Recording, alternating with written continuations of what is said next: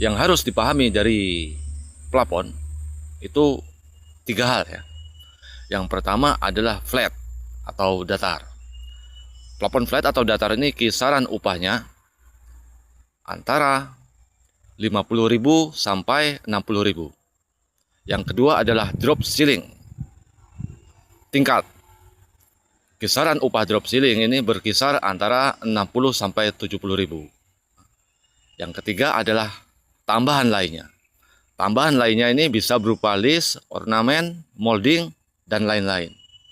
Untuk list itu per meter lari berkisar di antara harga 10 hingga 15.000. Nah, terus gimana cara menghitung plafon? Untuk plafon yang flat ya, itu cara menghitungnya mengikuti luas bangunan, mengikuti ruangan.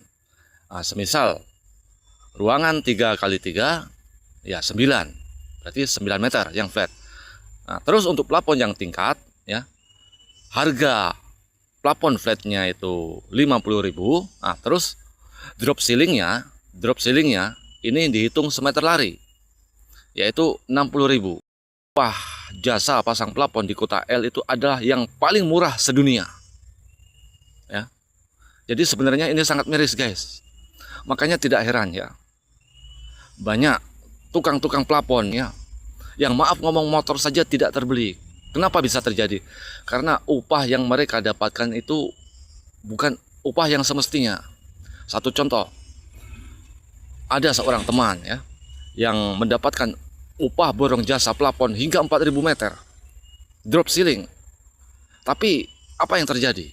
Ya, ketika pekerjaan selesai bukannya ia dapat uang, tapi ia minus. Kenapa? Karena ada hak-hak dia yang tidak diberikan. Semisal plafon itu drop ceiling tetapi yang dihitung flat, berarti hak dia di drop ceilingnya sudah hilang. Hak dia di drop ceilingnya sudah nggak ada.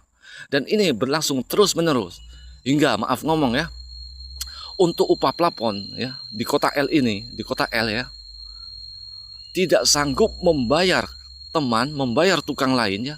Andai kata kita borongan, tidak sanggup membayar teman itu lebih dari 100.000. Itu untuk tukang itu guys. Untuk kenet mayoritas 80.000. Ini kan sangat miris guys. Tetapi jika kita bandingkan di daerah lain ya, semisal di Jakarta, semisal di Bengkulu, semisal di Provinsi Jambi, standar nasional semua. Dan ini berlangsung terus menerus ya.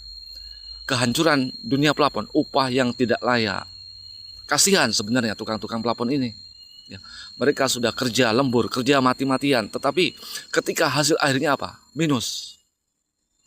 Kenapa? Ada hak mereka yang tidak mereka dapatkan. Plafon drop ceiling dihitung, plafon flat. Ya, list tidak dihitung, ornamen tidak dihitung, molding tidak dihitung. Ini kacau ini guys. Sedangkan di daerah lain ya, dihitung semua. Sebenarnya mudah guys. Karena untuk plafon ini ada standar nasionalnya. Kita bisa merujuk ke Google. Gimana cara hitungnya? Gimana standar nasionalnya? Ya, saya kira demikian saja ya. Saya tidak bermaksud ibaratnya merendahkan tukang-tukang plafon di kota L. Tapi faktanya ya, ekonomi tukang plafon di kota L itu di bawah rata-rata. Di bawah tukang-tukang yang lain. Motor tidak terbeli, HP jadul, istrinya ya enggak terbeli skincare, anak-anaknya enggak bisa untuk sekolah ya. Karena apa? Mereka telah kehilangan hak-hak upah mereka guys. Jadi ini harus kita kembalikan guys. Untuk upah plafon di kota L ini harus kembali kepada standar nasional, standar yang sebenarnya ya.